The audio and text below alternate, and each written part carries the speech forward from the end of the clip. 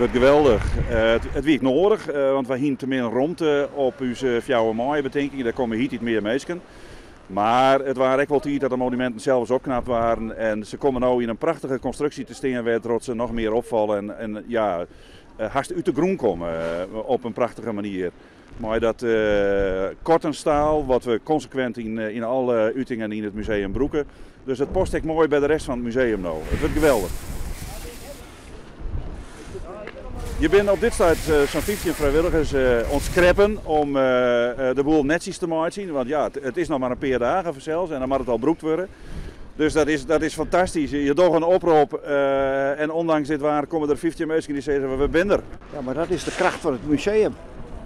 Jarenlang zijn we al bezig met een hoop vrijwilligers en zo houden we de zaak draaiende. Want de gemeente, provincie en zo vinden dit allemaal hartstikke leuk.